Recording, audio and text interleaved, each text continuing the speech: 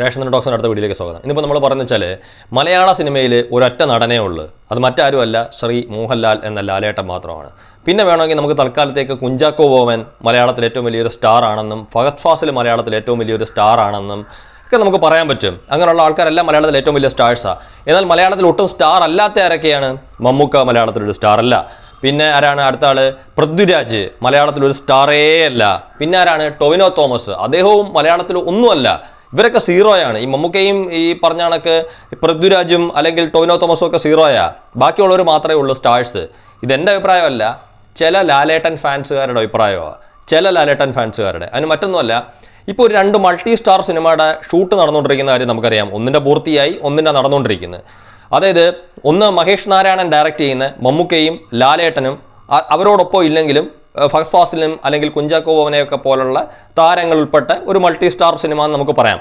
അതിനെ ലാലേട്ടൻ ഫാൻസ് ഒരു മൾട്ടി സ്റ്റാറാണെന്ന് വിശേഷിപ്പിക്കാൻ അവർക്ക് ഭയങ്കര സന്തോഷമാണ്. പിന്നെ നമ്മൾ പൊതുവായിട്ടുള്ള ആൾക്കാരാണെങ്കിൽ അതിനെ നമ്മളും അത് മൾട്ടി സ്റ്റാർ സിനിമ തന്നെയാണ്, അത് യാതൊരുവിധ സംശയമില്ല. അതിപ്പോൾ ലാലേട്ടൻ വന്നില്ലെങ്കിൽ പോലും, ഒരു പക്ഷേ ലാലേട്ടൻ്റെ റോള് മുമ്പേ ചെയ്യേണ്ടുന്ന സുരേഷ് ഏട്ടനാണെങ്കിൽ പോലും, ഇനി സുരേഷ് ഏട്ടൻ വന്നില്ലെങ്കിൽ പോലും മമ്മൂക്കയോടൊപ്പം ഫഹദ് ഫാസിലിനെയും കുഞ്ചാക്കോവിനെ പോലുള്ള 2 പേർ ആ റോള് ചെയ്യുമ്പം അതൊരു മൾട്ടി സ്റ്റാർ സിനിമയായിട്ട് അംഗീകരിക്കാനുള്ള ഒരു മനസ്സും കഴിവും ഒട്ടുമിക്ക ആളുകൾക്കും ഉണ്ട്. ഇല്ലാത്തത് ചില ലാലേട്ടൻ ഫാൻസിനാണ്. ഇതിനകത്തല്ല പറഞ്ഞു വരുന്നതിനകത്ത്. മറു സൈഡിൽ എമ്പുരാൻ എന്ന് പറയുന്ന സിനിമ ഏതാണ്ട് മാർച്ച് 27 റിലീസിന് വേണ്ടി കാത്തിരിക്കുന്ന സിനിമ. അതിനകത്ത് അഭിനയിക്കുന്ന താരങ്ങൾ ആരൊക്കെയാണ്? ലാലേട്ടനോടൊപ്പം അഭിനയിക്കുന്നത് പൃഥ്വിരാജ് എന്ന് പറയുന്ന മലയാളത്തിലെ ഏറ്റവും യുവതാരങ്ങളിൽ ഏറ്റവും മുൻപന്തിയിൽ നിൽക്കുന്നതിൽ ഒരാൾ. അതുപോലെ ടൊവിനോ തോമസ്. ഈ ടൊവിനോ തോമസും ഈ പൃഥ്വിരാജ് എന്ന് പറയുന്ന 2 ആൾക്കാരും മോശമാണോ? ഇവരുടെ സിനിമകളൊന്നും ഇവിടെ ഇറങ്ങാറില്ലേ? ഇവരുടെ സിനിമകളൊന്നും ഇവിടെ വിജയിക്കാറില്ലേ? ഒറ്റയ്ക്ക് സിനിമ വിജയിപ്പിക്കാൻ വേണ്ടി കെൽപ്പുള്ള 2 ആൾക്കാരല്ലേ ഈ ടൊവിനോ തോമസ് എന്നും പൃഥ്വിരാജ് എന്ന് പറയുന്ന ആൾക്കാർ? അതോ അവർക്ക് ഈ മുമ്പേ ഞാൻ പറഞ്ഞ കണക്ക് കുഞ്ചാക്കോ ബോബനെയും ഫഹദ് ഫാസിലിനെയും കാട്ടിലും വളരെ താഴെ നിൽക്കുന്ന 2 ആൾക്കാരാണോ ഈ പൃഥ്വിരാജും ടൊവിനോ തോമസ്? എന്ത് എനിക്കറിയില്ല. ചില ലാലേട്ടൻ ഫാൻസുകാർ അങ്ങനെ പറയുന്നുണ്ട്. അതുകൊണ്ട് അവർ എമ്പുരാൻ എന്ന് പറയുന്ന സിനിമ ഒരു മൾട്ടി സ്റ്റാറർ സിനിമയായിട്ട് കാണാൻ അവർക്ക് താല്പര്യമില്ല. അത് ലാലേട്ടൻ്റെ ഒരു സിനിമ മാത്രമായിട്ടാണ് അവർ കാണുന്നത്. എന്നാൽ മഹേഷ് നാരായണൻ ഡയറക്റ്റ് ചെയ്യുന്ന മമ്മൂക്കയുടെ സിനിമ എന്ന് പറയുന്നത് ഒരു മൾട്ടി സ്റ്റാർ സിനിമ ആയിക്കോട്ടെ, അത് അങ്ങനെ തന്നെ വെച്ചോട്ടെ. ഇപ്പം നമുക്കിപ്പോൾ സിനിമ ഇറങ്ങുമ്പോൾ നമുക്കറിയാം ഏത് രീതിയിൽ എങ്ങനെയായിരിക്കും എമ്പുരാൻ്റെ ഉൾപ്പെടെയുള്ള സിനിമകളുടെ കഥ പറയുന്നതെന്ന്. ഇപ്പം ചില ആൾക്കാർ ഞാനിപ്പം രാവിലെ വീഡിയോ നോക്കുന്ന സമയത്ത് ഏതോ ഒരാൾ കൊണ്ടുവന്ന് അതിൻ്റെ താഴെ കമൻ്റ് ഇട്ടിരിക്കുന്നതിനകത്ത് നിന്ന് അയാൾ തന്നെ ചോദിച്ചിരിക്കുന്ന ഒരു ചോദ്യം, എന്തുകൊണ്ട് മഹേഷ് നാരായണൻ്റെ സിനിമയ്ക്കകത്ത് എം എന്ന് വെച്ചിരിക്കുന്നു എന്നാണ് ചോദ്യം. എമ്പുരാനകത്ത് അങ്ങനെ വെച്ചിട്ടില്ലല്ലോ. എമ്പുരാനകത്ത് ഒന്നും വെച്ചിട്ടില്ല. എമ്പുരാനകത്ത് ലാലേട്ടൻ്റെ മാത്രം പേര് വെച്ചിട്ടുണ്ട് എവിടെയെങ്കിലും. ഇനി അഥവാ ലാലേട്ടൻ്റെ പേര് വെച്ചെന്നും പറഞ്ഞുകൊണ്ട് ലാലേട്ടൻ്റെ മാത്രം സിനിമയാണോ അത്? അതിനകത്ത് പൃഥ്വിരാജിനും ടൊവിനോ തോമസിനും യാതൊരു പ്രാധാന്യമില്ലേ? ഇപ്പോൾ ഒരു 40 മിനിറ്റേ ഉള്ളെങ്കിൽ പോലും 40 മിനിറ്റോളം ചെയ്യുന്നത് 2.5 മണിക്കൂറുള്ള സിനിമയ്ക്കകത്ത് 30 മിനിറ്റിൽ കൂടുതൽ 40 മിനിറ്റ് ഉണ്ടായതുകൊണ്ട് ലാലേട്ടൻ്റെയും കൂടെ പേര്, ലാലേട്ടൻ്റെ ഒരു ആദര സൂചന ലാലേട്ടനോടുള്ള ബഹുമാനത്തിൻ്റെ ഭാഗമായിട്ട് ലാലേട്ടൻ്റെ എം എന്നും പറഞ്ഞുകൊണ്ട് വെച്ചിരിക്കുന്നതെന്നും പറഞ്ഞുകൊണ്ട് അത് മാത്രം ഒരു മൾട്ടി സ്റ്റാർ സിനിമയും മറ്റേത് മൾട്ടി സ്റ്റാർ സിനിമയല്ലേ? ഞാൻ പറയുന്നത് 2 മൾട്ടി സ്റ്റാർ ചിത്രങ്ങൾ തന്നെയാണ്. മലയാളത്തിലെ ഏറ്റവും മുൻനിര നായകന്മാരും അല്ലെങ്കിൽ താരങ്ങളും തന്നെയാണ് ഈ 2 സിനിമകളുമായിട്ട് സഹകരിക്കുന്നത്. ഇപ്പം നമ്മളിപ്പം ലൂസിഫർ എന്ന് പറയുന്ന ആദ്യ ഭാഗത്തിൽ പൃഥ്വിരാജിൻ്റെ അതിനകത്ത് കാര്യമായിട്ടുള്ള പങ്കൊന്നുമില്ലായിരുന്നു എന്നും പറഞ്ഞുകൊണ്ട് 2ാമത്തെ ഭാഗത്തിനകത്ത് പൃഥ്വിരാജിൻ്റെ റോളിന് പ്രാധാന്യം ഉണ്ടാകത്തില്ലെന്ന് ചിന്തിക്കാൻ മുമ്പേ പറഞ്ഞ അരിയാഹാരം കഴിക്കുന്ന എല്ലാവർക്കും അറിയാം. ഇപ്പോൾ ഉദാഹരണം, പൃഥ്വിരാജ് മോശക്കാരനായിട്ടുള്ള ഒരാളല്ല എന്ന് നമുക്ക് എല്ലാവർക്കും അറിയാം. അതേ ഒരു സിനിമ ഒരുക്കുമ്പം അദ്ദേഹത്തിൻ്റെ ബുദ്ധി ഉപയോഗിച്ച് അദ്ദേഹത്തിന് വേണ്ടുന്ന പ്രാധാന്യം അദ്ദേഹത്തിൻ്റെ സിനിമകളിനകത്ത് എല്ലാം നേടിയെടുക്കാൻ കഴിവും കെൽപ്പും ഉള്ള ആളാണ് അദ്ദേഹം. ഇപ്പോൾ ലൂസിഫർ എന്ന് പറയുന്ന സിനിമയ്ക്കകത്ത് അദ്ദേഹം അങ്ങനെ ചെയ്തു പോയെങ്കിലും എമ്പുരാൻ എന്ന് പറയുന്ന സിനിമയ്ക്കകത്ത് അദ്ദേഹത്തിൻ്റെ റോളിനെ എങ്ങനെ വലുതാക്കി എടുക്കണമെന്ന് അദ്ദേഹത്തിന് നേരത്തെ അതിനെക്കുറിച്ചൊരു ധാരണയുണ്ട്.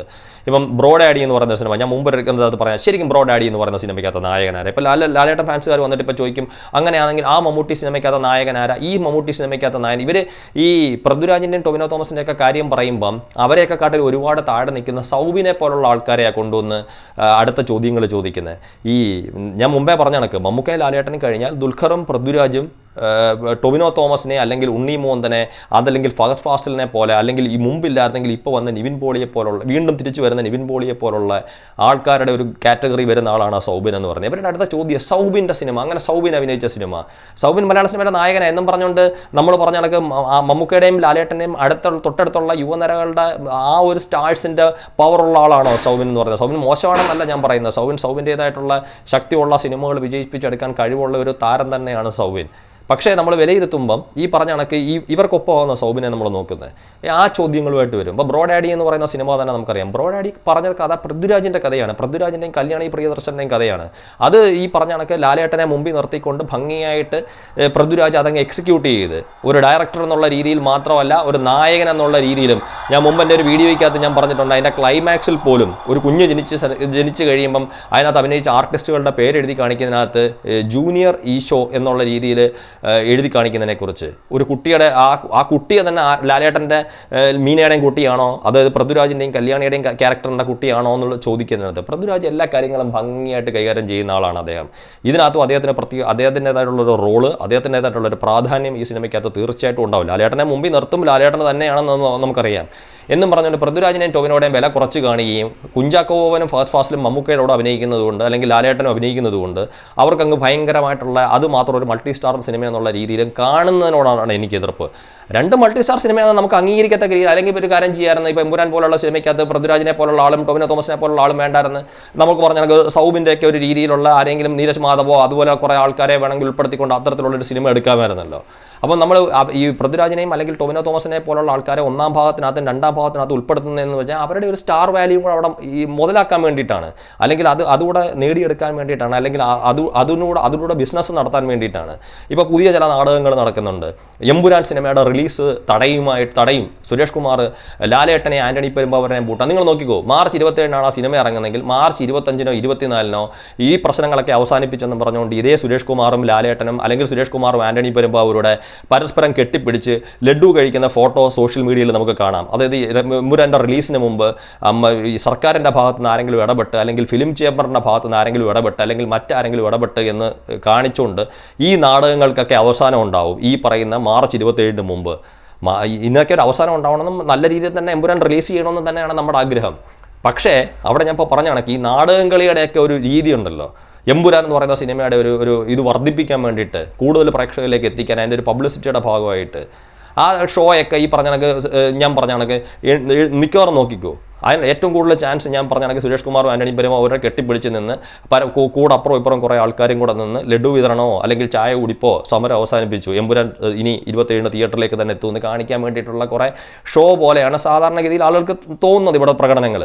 പിന്നെ ഞാനിപ്പോൾ പറഞ്ഞാണെങ്കിൽ ഇത്തരത്തിലുള്ള വീഡിയോ ഞാൻ ചെയ്യണമെന്ന് വിചാരിച്ചല്ല, ചില ആൾക്കാർ നമ്മളെ ഇറിറ്റേറ്റ് ചെയ്യുന്ന രീതിയിൽ കമൻറ്റ് ഇടുന്ന ആൾക്കാരുണ്ട്, നല്ല രീതിയിൽ ആരോഗ്യപരമായിട്ടുള്ള രീതിയിൽ നമ്മളെ വിമർശിക്കുന്ന ആൾക്കാരുണ്ട്. ഇപ്പോൾ ലാലേട്ടൻ ഫാൻസിനകത്ത് തന്നെ കുറേ ആൾക്കാർ ആരോഗ്യപരമായിട്ടുള്ള രീതിയിൽ അവർ കമൻറ്റ്സ് ഇടാറുണ്ട്. ഇപ്പം പേരെടുത്ത് പറഞ്ഞു കഴിഞ്ഞാൽ പെട്ടെന്ന് നമുക്ക് പറയാൻ പറ്റുന്ന വിഷ്ണു, സന്ദീപ്, പിന്നെ ശരിയായിട്ടുള്ളൊരു പേരല്ലെങ്കിലും രാജരാജ പ്രതാപ് വർമ്മ എന്ന് പറയുന്ന ഒരു പേരിൽ അറിയപ്പെടുന്ന അക്കൗണ്ട്, അവരെന്നൊക്കെ പറഞ്ഞാൽ നാളെ ആരോഗ്യപരമായിട്ടുള്ള രീതിയിൽ നമ്മളെ വിമർശിക്കുക. അപ്പോൾ നമ്മൾ അവർക്കും അതേ രീതിയിൽ മറുപടി കൊടുക്കും. ചിലവന്മാരുണ്ട് ബോധവും വെളിവും വെള്ളിയാഴ്ചയും ഒന്നും ഇല്ലാതെ വന്നിട്ട് അതിൻ്റെ താഴെ എന്തെങ്കിലുമൊക്കെ തോന്നിവാസങ്ങൾ എഴുതി വെക്കുന്നത്. ഞാൻ മുമ്പൊരു വീഡിയോ പറഞ്ഞ കണക്ക് അവൻ്റെയൊക്കെ വീട്ടിൽ അവൻ്റെ സ്വന്തം അച്ഛനെയും അമ്മയൊക്കെ വിളിക്കുന്ന രീതിയിലുള്ള വാക്കുകളിലൂടെ ചില ആൾക്കാർ കമൻ്റ് ഇടും. അപ്പോൾ അങ്ങനെയുള്ളവന്മാർ കമൻറ്റ് ഇടുമ്പോഴാണ് നമ്മൾ ഇത്തരത്തിലുള്ള ചില വീഡിയോകളെക്കുറിച്ച് അല്ലെങ്കിൽ ഇത്തരത്തിലുള്ള ചില കാര്യങ്ങൾ നമുക്ക് തുറന്ന് സംസാരിക്കണം എന്ന് വിചാരിക്കുന്നത്. അല്ലെങ്കിൽ നമ്മൾ വിചാരിക്കുന്നത് വേണ്ട, അത്തരത്തിലുള്ളൊരു കാര്യം നമ്മൾ ചർച്ച ചെയ്യണ്ട, അത് വിട്ടേക്കുക എന്ന് പറയുന്നത്. പിന്നെ ഞാൻ മുമ്പേ പറഞ്ഞ കണക്ക് നമ്മുടെ മനസ്സിലിരിക്കുന്ന കാര്യങ്ങൾ ഏത് രീതിയിലായാലും ശരി ആരോഗ്യകരമായിട്ടുള്ള രീതിയിലുള്ള ചർച്ചകൾ നടക്കണം. അത്തരത്തിലുള്ള ഒരു ആരോഗ്യകരമായിട്ടുള്ള ഒരു ചർച്ചയുടെ ഭാഗമായിട്ട് എൻ്റെ അഭിപ്രായം ഈ വീഡിയോയിലൂടെ പങ്കുവച്ചിരിക്കുന്നത് അത്രമാത്രം.